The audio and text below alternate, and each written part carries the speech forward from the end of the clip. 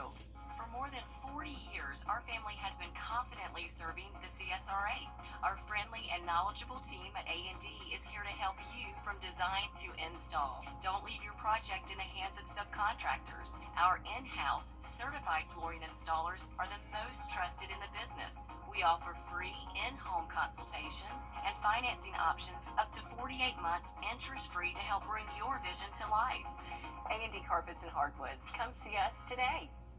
When you've been hurt in an accident, it can shattered life back together. That's all nines. Thanks for watching News 12 on your side. Together, Partners Kitchen and our customers raised over $300,000 last year to help our partner Wrdw project. So thank you for rounding up at checkout. Your change really does make a change. Live from Augusta, breaking news.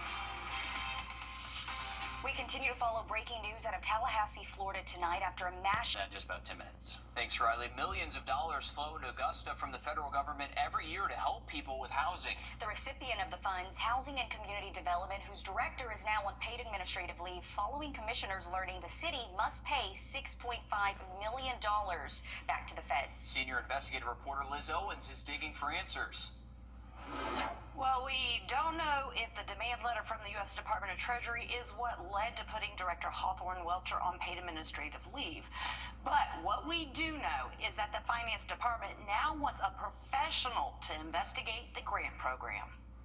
Long before the pandemic led to more families on the streets, we're going to put a plan together. We're going to help you, okay? Sometimes we need help. The federal government has been providing Augusta-Richmond County with the millions to keep people housed and grow their communities.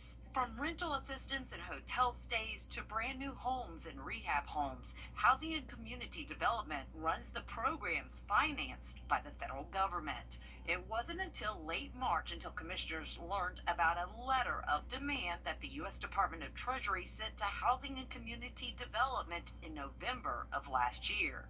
The county administrator emails commissioners. Unfortunately, I have received an email from our interim finance director regarding the email below received by our Housing and Community Development Department. It seems we need to return approximately $6.5 million, which includes penalties and interest to the Department of Treasury for the Emergency Rental Assistance Program. Commissioner Tina Slindak replies, I have a lot of questions and concerns. Commissioner Catherine Smith Rice asks, why do we owe $6.5 million back? Commissioners aren't the only ones trying to get answers from Housing and Community Development. So 2 years later, nothing's been done. Nothing's been done. The house has not been demolished. It has not even been cleared to even start the work. Nothing has been done. Despite HCD spending more than $11,000 entitlement dollars on an architect and $270,000 entitlement dollars on a builder. The commission approved the funding in May of 2023. The contract with the contractor was signed with a specific amount of money for that contract in May of 2023.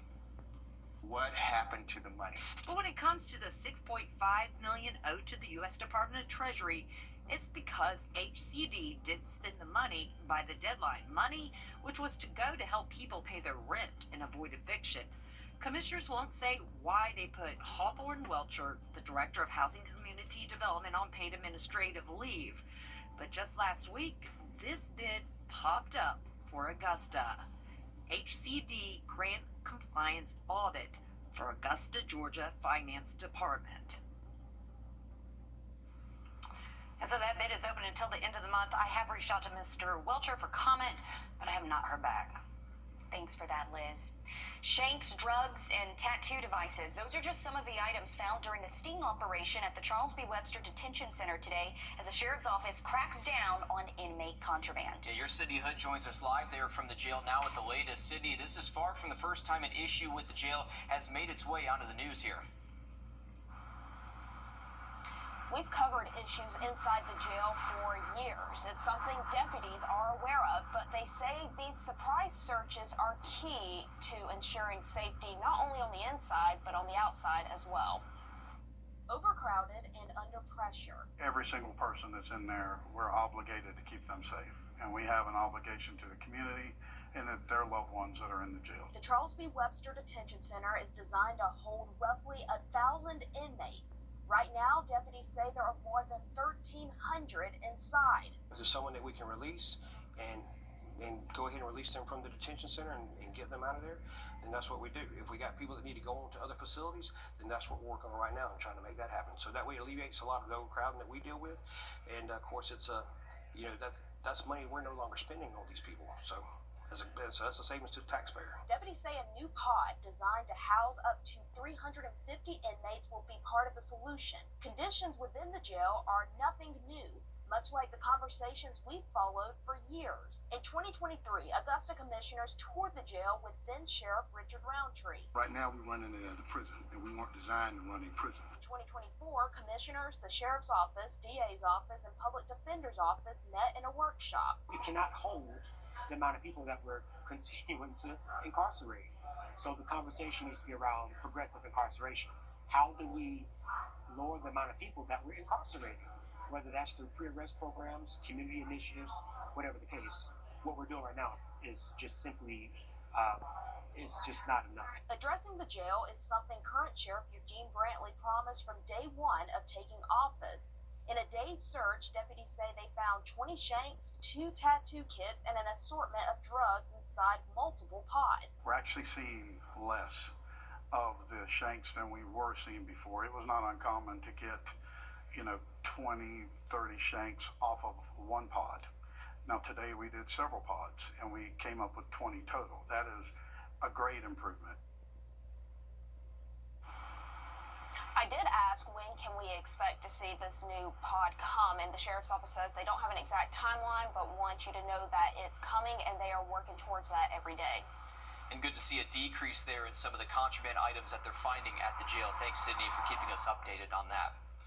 Well, tonight, an exclusive update from 12 On Your Side Investigates. After we expose problems with the new company in charge of moving military families, 2 U.S. senators got involved. They launched an official inquiry asking the commander of U.S. Transportation Command to look into those problems. Tonight, only your Meredith Anderson has a copy of his response. This letter is dated April 9th, 10 days after the March 31st deadline Senators John Ossoff and Raphael Warnock gave General Randall Reed. Meanwhile, military families tell me Home Safe Alliance is also missing deadlines. We were without our stuff for like about a month and a half. We just got our stuff last week. Thank God. Moving from Florida to Colorado with 2 young kids is stressful enough. But she says when Home Safe Alliance, the company in charge of her move, could not tell her where her stuff was, it made things a lot worse. I also have a mentally challenged uncle that also lives with us, and he's very attached to all of his stuff. So him not knowing where anything was too, that was causing a lot of stress for me and everybody else. It's just everybody's wondering, where's my stuff? My kids are like, where's my toys? And my uncle's like, where's all my furniture? Nicole asked that we just use her first name to protect her service member husband. But he also sat down with a service member who asked to be totally anonymous. He said his Home Safe move began with a no-show, then poor packing, and the red flags kept popping up from there. Do you know where my household goods shipment is right now? And her response was, no, I don't. 2 new voices joining a chorus, talking to 12 On Your Side Investigates, with 2 U.S. senators using their voices too. In March, Senators John Ossoff and Raphael Warnock sent this letter to U.S. Transcom. Now, we can show you the response. In his letter, General Randall Reed admits recent performance issues have caused disruptions and anxieties. He also says corrective actions are underway. General Reed also included answers to the senators' questions, saying U.S. Transcom paused expansion to new sites, basically pulling back on the number of moves Home Safe handles. He also confirms Home Safe has received formal warnings, violation notices, and even terminated some move task orders for poor performance. In a statement, a Home Safe Alliance spokesperson says, "We sincerely apologize to every family who has had a less than exceptional moving experience, and we are working with U.S. Transcom to resolve any ongoing issues."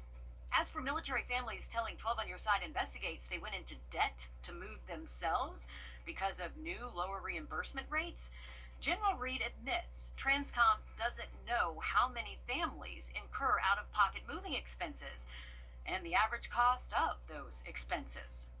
Meanwhile, military spouses like Nicole, Things need to be changed, things need to be recognized. and are members of the military just want Home Safe to fulfill its promise or step aside. If this was your equipment, or if this was your household goods, your entire life in boxes, would you do that? And emphatically they said no, I wouldn't. I was like, okay, then why am I, as a service member, being asked to do something that you yourself wouldn't do? Home Safe spokesperson also told me today they are in the process of modernizing and digitizing moves for families, and they are in a transition period. So they know they have faced challenges, but point out their satisfaction scores have shown improvement. We will post the full Home Safe statement online. Thank you, Meredith, for staying on top of this. Also, of course, if you want to read that full letter and full answers to the senator's questions, again, it's a News 12 Investigates exclusive, and we have that posted on our website and our WRDW app. Well, temperatures are going to gradually get warmer and warmer over the next couple of days and borderline hot as we head into Easter weekend. No storms in the forecast until next week. We'll take a look at all that next. And if you've ever needed medical equipment like a wheelchair or crutches, you know just how expensive they can be. Still ahead, 2 local groups coming together to help you get what you need without breaking the bank. Time and Temp, brought to you by your First Alert weather team. This is not you. This weekend, we are going to stay bone dry through the weekend. Only thing that's changing is the next few days that those temperatures will be warming up and going to be hot for the weekend. If you've ever needed a wheelchair or even a medical bed for your home, you know that these items come at a high cost. That's why 2 local groups are coming together to help meet the increased demand for medical equipment. Cutter's Resource Closet and Sons of Consolation Ministries are finding solutions and working together. Candace Garnett knows all too well what it's like to need medical equipment after her brother was in a terrible car accident. We had to figure out how do we get medical beds, wheelchairs, things of that nature to make sure we can take care of him at home. Because he didn't have any insurance and it was going to come out of pocket. She says her mom had heard of Cutter's Resource Closet, once known as Dana's Recovery Room. They provide medical supplies, equipment, and resources to people in need at no cost. They gave us a wheelchair for him, things that we had been having a hard time trying to get. About a week after that, Cutter called me and was like, hey, I got a bed for your brother, a hospital bed. So it just worked out. Cutter's Resource Closet is now partnering with Sons of Consolation Ministries, a nonprofit with volunteers who refurbish and repair medical equipment and then distribute it to third-party organizations like hospitals and home health providers. For everything that they get that they can't use because it needs repaired, we have the ability to repair it and to provide as much equipment as they need, and then they have the ability to get it into people's hands. And ultimately, we can meet the need of more patients that way. And you at home can be a part of the mission. It's awareness, letting people know that we're out here and that this is an option. It's support by either volunteering or donating unused supplies or what have you. But then it really comes down to financial donations and contributions or sponsorships and things like that. Both organizations helping each other help the community with a wider reach together. It's very important that you have these services.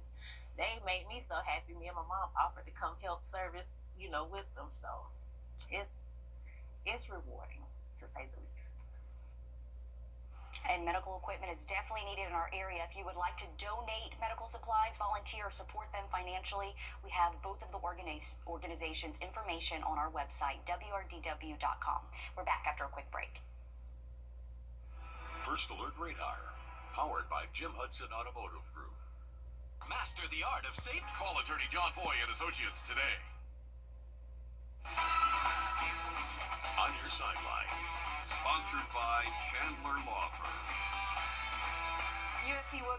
USC Aiken women's basketball hasn't had a change in head coach since Beyonce put out that Lemonade album. That was a hit then. Brittany Batts hoping to lay down her own track now. Batts replaces Mark Miller, who stepped down at the end of the season. She comes to the Pacers program from Gannon, where she was an assistant coach and a former player. This year, they were the only program to reach the elite in back-to-back seasons. The former player is taking over a Peach Belt team that has had only 4 winning seasons in the last decade. Challenge accepted. If we're responsible for our actions, we're disciplined with how we put in our work, and we work as hard as we can every single day. I think the results will come. We'll see the results. Making them believe it. You got to believe it before you do it. So visualizing it, and ultimately you got to put in the work. If you want to become better, you got to put in the actions to get better, and then go from there. Amen. Bats isn't the only basketball coach in Aiken country. Jason Red is on the move again. The former Silver Bluff girls coach turned Aiken boys basketball assistant is now the next head coach of Midland Valley's girls program. The area coach takes over for Bianca Wrdw, who's been with the Stangs since 2022. Well, it is going to be a busy weekend over at Forest Hills Golf Club. The Peach Belt Conference Championships get started Friday morning. 8 men's and 7 women's teams will be represented. USC Aiken men's hasn't won a Peach Belt title since 2018. Thankfully, they have 2 all-conference golfers to help get them there. Eric Olin and Oscar Abrahamson will lead the way this weekend for the Pacers. More golf, more golf, more golf. Definitely so. Love to see it, and especially a local tournament there at Forest Hills. That would be cool to see. All right, take a look at our 3-degree guarantee brought to you by Tub Doctor. Our forecast, 79, actual high 79.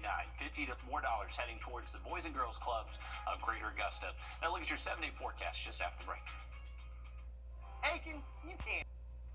Welcome back again, folks. Tonight is our first 8 p.m. sunset of the year. Our latest sunset is going to be later this summer after June 22nd. It'll stay at 8:41 through early July. So the next time we have a sunset prior to 8 p.m.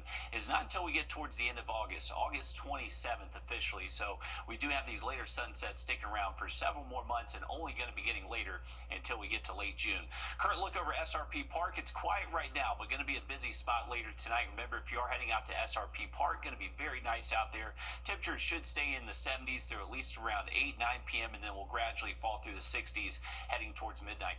Tomorrow morning, we're going to wake up anywhere from the upper 40s to low 50s, so not quite as chilly out there to see early Friday morning temps. And then as we head towards the afternoon, expected to be a little bit warmer, most likely highs hitting the mid 80s, all thanks to a steady south wind. So not expecting necessarily breezy conditions tomorrow, but we will see a steady wind between 7 and 11 miles an hour out of the south.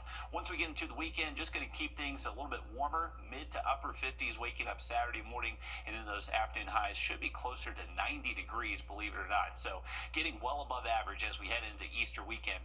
For your Easter Sunday, we are expecting temperatures to be just as warm, but the one difference will be it will be mostly cloudy, so not quite as sunny, but luckily no rain in the forecast for those outdoor plans until we get to next week. Okay, thanks, Riley. Good news. We're back live on 26 News at 7. And for News 12 at 10 and 11 o'clock. Thanks for watching.